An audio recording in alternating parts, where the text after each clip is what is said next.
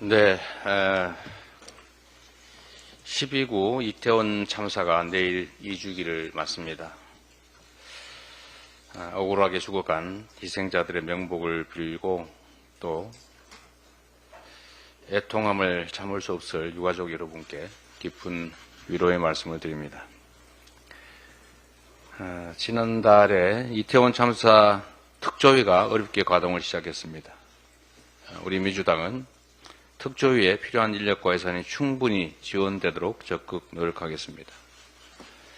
진실을 향한 발걸음에 끝까지 함께 하겠다는 말씀을 드립니다. 8개월을 훌쩍 넘은 의료 대란 사태가 악화일로입니다.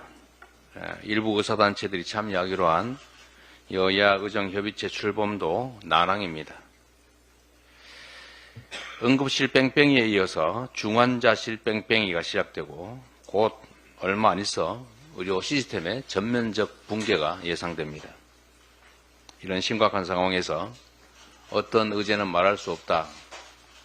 내년 정원은 이미 끝났다. 그 얘기를 하려면 대화하지 않겠다. 이런 태도로는 문제를 해결할 수 없습니다. 사람이 만든 문제는 사람들의 능력으로 다 해결할 수 있습니다. 늦었다고 생각할 때가 이른 때입니다.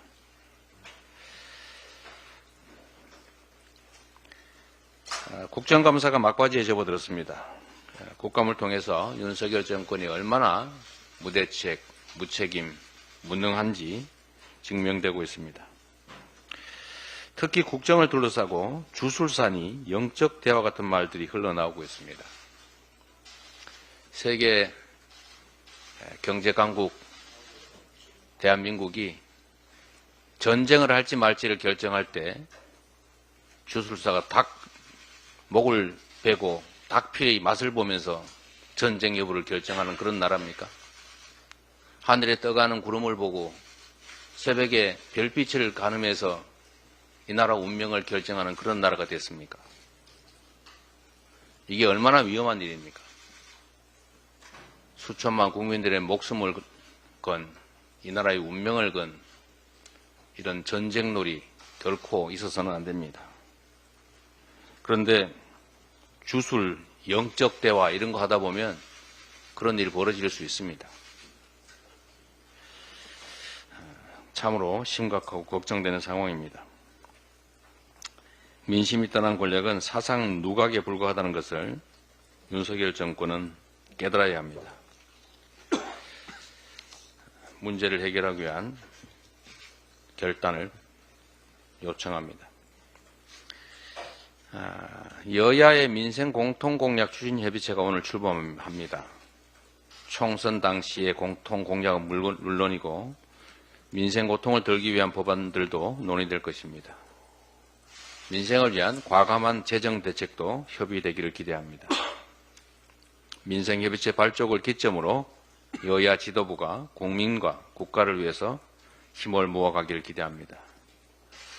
한동훈 대표와의 대표회담도 조속하게 열리기를 다시 한번 기대한다는 말씀을 드립니다.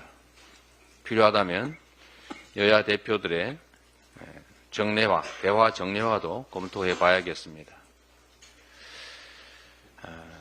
입장이 좀 난처하더라도 우리 한동훈 대표님 오로지 말씀하신 대로 국민만 보고 가십시오. 국민을 가장 높은 판단의 기준에 두고 국민을 믿고 정치를 함께 해 나가시기를 기대합니다. 하도 일이 많아서 오늘은 한마디 좀 더 덧붙이겠습니다. 제가 정말 놀란 일이 있는데 지금 우크라이나 러시아 전쟁에 북한이 파병을 한다고 하는데 이거 정말 옳지 않은 일입니다. 파병을 하겠다는 북한의 입장에 대해서 강력한 규탄의 말을 할 수밖에 없습니다. 지금이라도 처리하기 바랍니다. 북한이 살아갈 수 있는 길은 그 외에도 많습니다.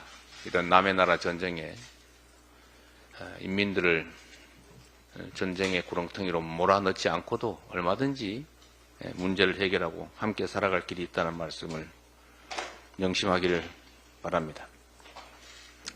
그런데 그건 그렇다 치고 이 국정원이 우크라이나에서 발생하는 북한군 전쟁 포로들 신문을 하기 위해서 신문조를 파견하겠다고 합니다. 전쟁 포로에 대한 신문이 어떻게 벌어지는지는 그냥 영화 장면들을 상상해도 충분히 알 수 있습니다. 아, 혹시 어느 전선에 계셨어요? 아, 어떤 작전에 참여하셨어요? 이렇게 묻겠습니까? 얼마나 잔악한 행위들이 벌어질 것 같습니까? 대한민국에서 사라진 고문 기술을 전수라도 하겠다는 겁니까? 우크라이나에는 통역할 수 있는, 북한말을 통역할 수 있는 사람이 없습니까?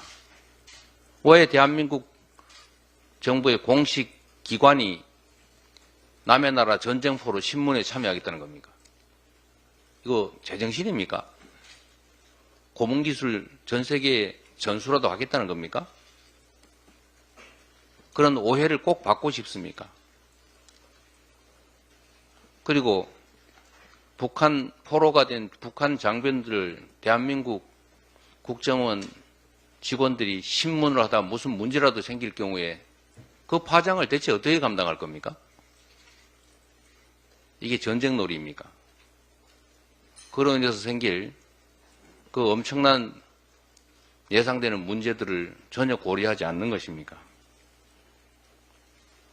심지어 남의 나라 전쟁에 공격 무기를 제공하면 우리가 그 전쟁에 직접 끼어드는 것 아닙니까?